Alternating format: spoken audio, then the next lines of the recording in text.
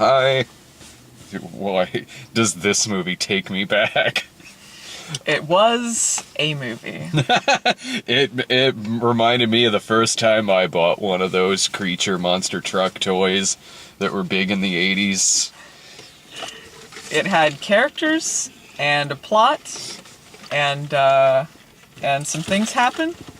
Well, like, honestly, like, I was never, like, really that annoyed with this movie. No, I wasn't annoyed either. It was just sort of like, it was exactly what I expected, is what it was. It is not better or worse than this kind of movie. That is what I can say about this film. It is this kind of movie. It's a movie that I know I'm going to forget immediately. Well, yeah, I was kind of drifting in and out a bit as I was watching it, but there's a lot of things that this movie is like. It's a movie about a teen. I'll get to that in a second. Oh my god. Who, he works in a junkyard, he befriends a creature, and there's people after them, and the creature just wants to get back to his family. Look, this kind of movie's been getting made for 30 or 40 years. This is one of them. It's not worse than like a bad movie like that, but it's not on the better end of the spectrum of it. It just does all of the things that those movies do. They got a free Creech. Free Willy. Yeah. Like, if you're someone who was like, man, I wish there were still more movies like Herbie Fully Loaded. You know, this movie, Thomas Lennon is in this, and he wrote Herbie Fully Loaded. Furby? Furby. Furby Fully Loaded. Fully Loaded. Oh, holy shit, when's the Furby movie coming? Long overdue. Right after the Emoji Movie. Shit. I got a question. Was Big Red a sponsor for Monster Trucks? Or Twizzlers, or a lot of other things. Well, Big Red was the weirdest one to me, because I don't even see Big Red in the store hardly anymore. And then there's just like giant Big Red vending machine. He's drinking Big Red at one point. I'm like, when he first was drinking it, I was like, that's an odd choice. Who picks Big Red? That's how this movie got the $120 million budget that it has. I guess. Really, Paramount? Like, I know you let, like, the movie developer's 4-year-old come up with a story for this, but $100 and some million, that's a little much. I was looking forward to this movie, even though it was exactly what I expected. I'm glad that it was made, because I appreciate the dedication to the pun. Yeah. Monster trucks. They're monsters in trucks. Ta-da! There's your movie. It gives you that. I'm sure the toys of this movie are fun. Yeah. I mean, like, if I was a kid, I would probably enjoy it. And I think, like, other kids would probably enjoy this movie. So, I mean, I didn't find anything offensively bad about it. No. Unmemorable in some aspects, but... I mean, how the movie is made, and a lot of things in it just sort of reminded me of, like, a January version of Pete's Dragon, which I saw last year, which was actually really good. This is, like, a lesser version of that, but it doesn't do anything. There was never a moment in it where I felt just personally insulted, like watching a Transformers movie, which this movie also has a lot in common with. Definitely. When they were doing the chase, I was thinking exactly of Transformers. Yeah, the shit in the junkyard and all of that stuff. Right, it's like Transformers, except Transformers has an actual 4-year-old directing it. This movie surprisingly has a large cast. Yeah, the whole time I was thinking, like, what is Rob Lowe doing there? And he didn't seem to know either. No. What is Danny Glover doing there? Why is he there? Danny Glover, Frank Whaley, Holt McCallany's the bad guy. Amy Ryan is in this. Barry Pepper. Wow. But the two leads were not actors that I recognized, but they seem to be vaguely look like people you might recognize. Because I'm like, yeah, they kind of look like someone I might know, but they're not. Lucas Till is MacGyver on the new MacGyver series. I haven't seen new MacGyver. I wasn't sure. Like, I kind of took a gamble on that. I'm like, maybe Allison has seen New MacGyver. It's a good guess, but I haven't actually seen New MacGyver. He's Havoc in... I think he is. I think he's Havoc in X-Men. And the girl I couldn't quite place. But here's the thing. This is a movie that has monsters and trucks, and they're doing somersaults, leaps off buildings, climbing up buildings like they're the Batmobile and the Joel Schumacher versions. And the most unbelievable thing about this is that our two leads are high school students. Oh my god. When they showed him on the bus, surrounded by children much younger than him, I was like, I was a little held worried. back for a while? I was thinking something much more sinister was happening in that scene. Like, well, it's a good thing his mom's going out with a cop because this dude is gonna be on some kind of watch list for hanging out on buses all the time. There's a bomb on the bus. He's got them held hostage. They can't go under so fast, otherwise the bus is gonna explode. And monsters in it. Watching Lucas Till play this part is like watching, like, if like Elliot in E.T. was played by Henry Thomas now. That's what it's like. And look, I mean, yeah, every movie has like a fucking 20-year-old playing a high school student. That's extremely fucking common. Holy shit. This is beyond that. When they're walking around with the students, they look like the teachers. Yeah. They are significantly older than all the extras that are walking around them that are age appropriate. She is dressed like she's just like a straight up substitute teacher at this school. And she's tutoring him. And again, they both look like they're about 5 years younger than me. I don't need to be playing a fucking high school student in a movie. And the thing is, they didn't need to be high school students. No! None of the settings involved, like, occasionally they are in a classroom in the beginning, but you could easily set it in a college and it would be exactly the same. Yeah, make them college students. Or them being, like you just said, them being students factors into nothing. You could completely, you could just make it to where he just works in a junkyard. Yeah, honestly, you really could. Like, and I don't know, maybe she needs work on her car done or something, and that's how they get involved. It's honestly kind of contrived how they get her involved with that whole plot. Oh, I just happened to walk to the junkyard at 2 in the morning to give you these flashcards that I wrote. Get in the truck! You know, I love, like, when you describe this movie, like, it hits all the cliches, so it sounds more awesome than it is, because I do love the idea of it. You know, monsters in trucks. These kids gotta save these monsters from these evil oil drillers. Rob Lowe is so evil. He's gonna kill these monsters. And, you know, I don't understand. Half of these movies, it doesn't make sense anyway. When they have like this vendetta against like, oh, that whale, I hate that whale. Yeah. You know, but, best line of Free Willy, I hate that whale.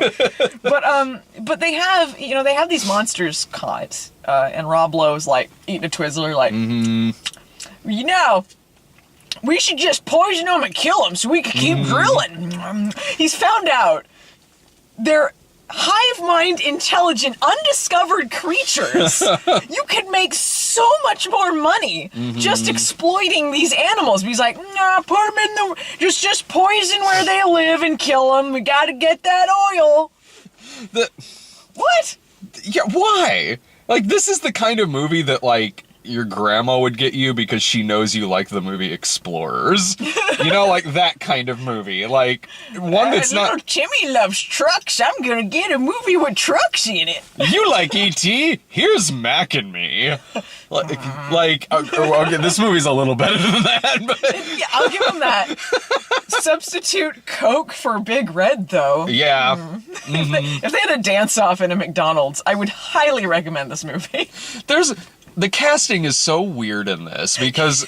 I genuinely laughed when Danny Glover is like, hey, I'm back in this movie again. An hour later. Yeah, and I forgot he was in it, honestly, until he showed up again. I was like, oh yeah. And then, like, he takes it very well that there's these monsters. And then when they're leaving, he's like, yeah, go get them.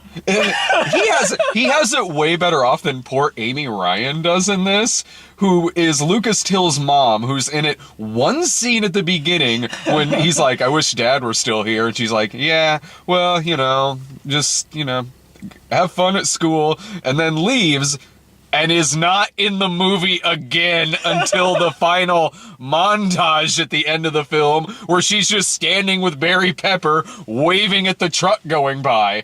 There are no scenes where Amy Ryan reacts to anything that goes on in the movie. For all she knows, none of it happened. For all she knows, there were no story with the creatures in the trucks, and so she's just waving at him driving by in his new truck. She might not have no idea about all this shit that happened. Can I just say, there is no consequences to anything in this movie. Even before any of the wildly ludicrous shit happens with the security team and the monsters in the trucks and the big chase and all that, when Creech is first learning how to drive the truck, he straight up just goes through a car lot with people in it, driving over it with our lead in the front seats. Yeah. People see them and they're just like, I guess they're gone. I guess there's no consequences. This movie does that all the time with, like, rampant destruction, just randomly crashing into, like, mail trucks and shit. Driving on roofs. No one else notices this? How about the fact that I'm pretty sure so many people are murdered in the climax of this film? So many people. At first, it seems like they're trying to be like, maybe they survived. We're not going to get into it. But then there's things like when they overturn that truck of poison, it just flattens the top of it. I'm like, well, that driver's dead. Or, like, when Barry Pepper is driving this giant fucking thing that is the size of the canyon he's driving it through, and he mows it past trucks that have people jumping out of it. Yeah. There is no alternative to that scenario other than he ran those people over and just completely flattened them, because he moves past them, but he is as wide as the canyon that they're in. Yeah. He just, those poor henchmen. And then poor Holt McCallany, who's the bad guy, who's like, he's the bad guy from, he's pretty much the bad guy from Short Circuit. Like, honestly, yeah, that really is the kind of movie this is. It's Short Circuit if number 5 like hanging out in trucks, which he kind of did a little bit, but like, he seems to get, he crashes into what I think is like poison. Yeah, toxic waste, or like it looks like he's melting. Yeah, it pours onto him and he's like, no! And then you never see him again. Like, well, he's dead. Laura leaned over to me like, did he just melt? It cuts back and he's like just a wet child, like the end of Jason Takes Manhattan. Well, that just makes no sense. Makes just as much sense as most of the other goddamn things in this How badly fucking thing. did that guy need his job?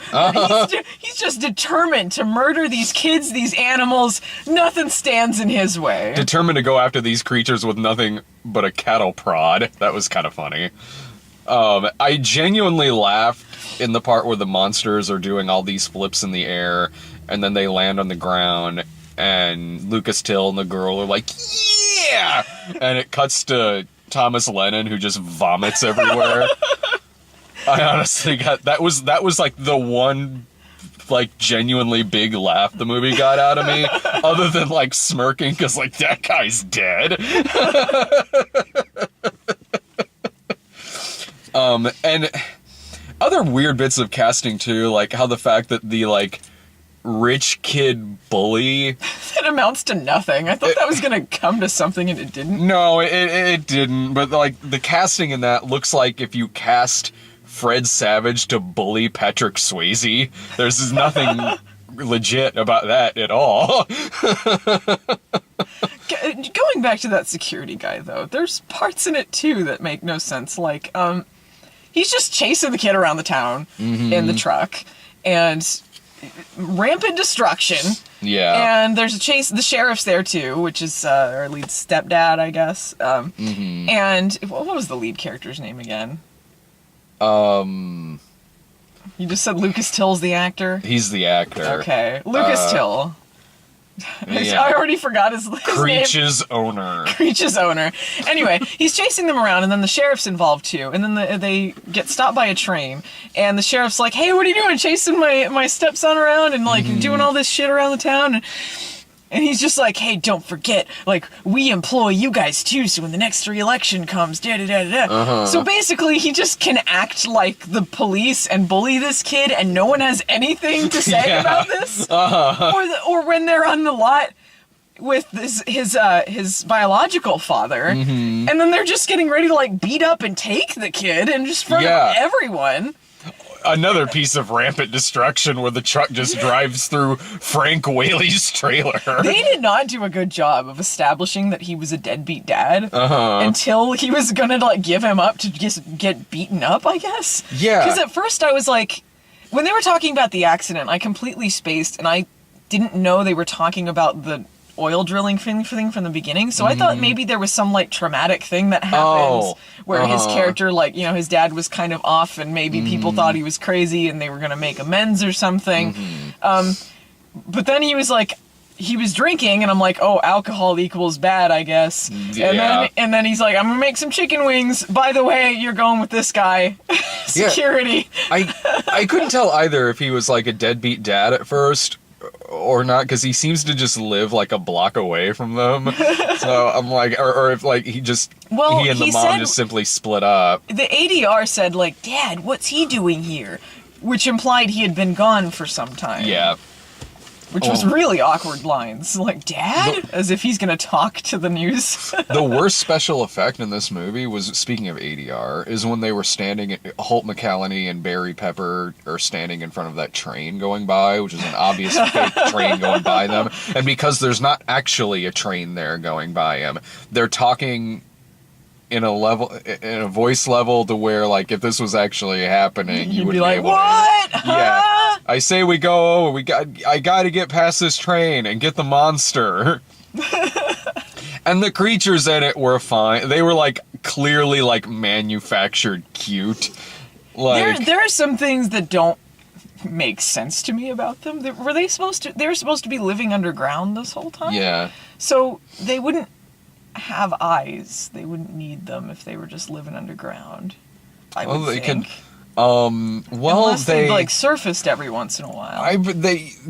Their cave does lead to the surface, I guess. So I guess no one just ever discovered them. I don't know. I don't know. They're weird. There's things about them where I'm like, I wish they'd humanized them a little less, because like it's fine to do, like, some cutesy things, like they can learn about, like, waving, or, you know, like, humans do this equals this, that's fine. But, like, there are things, like, when they're just, like, kind of smiling and acting like people, where it's like, that's a little too far-fetched for me, monster trucks. They smile, they laugh, they look like adorable old men, like cartoon, like, old people. When he has that line, Lucas Till, where he's just like, oh, big squish face or whatever, where I'm like, that's a bad line. Like, that's just like, because we know they're gonna be squishy and kids are gonna think like, big squish face. Like, they're so manufactured cute, and luckily they don't give them any annoying lines or anything like that, so it is impossible to hate them, because then if you were to want bad things to happen to them, you're just a sociopath watching this movie. Yeah. No, I mean, there's cute things about them, like how they're bioluminescent, so they, like, glow when they're in the water, and that looks really pretty. Well, here's what that looked like. That effect looked like someone shined a black light on them, and sometime in their sleep, Lucas Till jacked it all over them. Well, now that's what I think of. Now, every time you watch this movie... Every time I watch this movie, which I surely will, not immediately forget that I saw it by tomorrow. With Phelan. I liked fucking Rob Lowe gets his comeuppance at the end, sort of, just during the montage at the end. And you think something's gonna happen, like he's gonna be like, oh, I'll sue you, you can't take me down. And he just goes like... and then leaves.